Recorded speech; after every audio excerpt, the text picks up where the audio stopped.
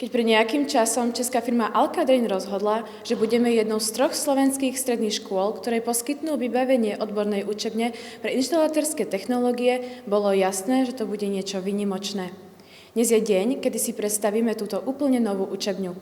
Tú realizáciu hodnotím veľmi dobre, pretože firma Alka bola pružná, dokonca nám pomohla počas korony, keď nám sama natočila videá inštruktážne, ktoré sme použili potom pri výučbe pri dištančnom vzdelávaní v odbore inštalatér.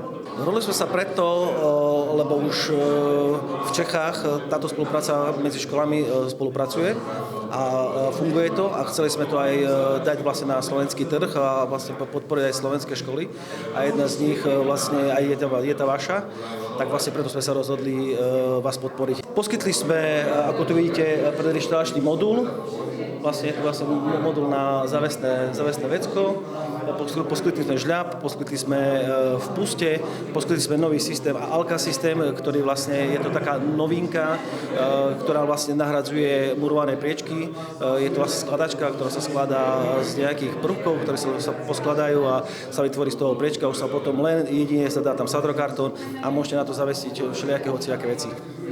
Tak tá inovatívnosť spočíva hlavne v tej modulárnosti, tej flexibilite tejto celej konštrukcie, pretože umožňuje to, že tí inštalatéri, ak je nejaká objednávka, prídu na ten byt, zmontujú tú konštrukciu, urobia rozvody vody, kanalizácie a odchádzajú preč, čím nezdržiavajú ďalšie montážne práce, či už elektroinštalácie alebo sadrokartónu. Sme nadmieru spokojní, čo je paradoxné, čo je zaujímavé aj to, že vlastne si to montovali sami, čiže tým pádom vlastne tí mladí inštalatéri, mladí montážnici sa na tom podujali a si vyskúšali tie naše výrobky a vedeli, ako s nimi spolupracovať, respektíve ako s nimi pracovať, takže určite som spokojný. Slavnostné otvorenie novej učebne máme úspešne za sebou. A teraz už len treba dúfať, že v nej chováme množstvo odborníkov. Z dielne odborného výcviku pre televíziu Gimoš Tamara Fereková.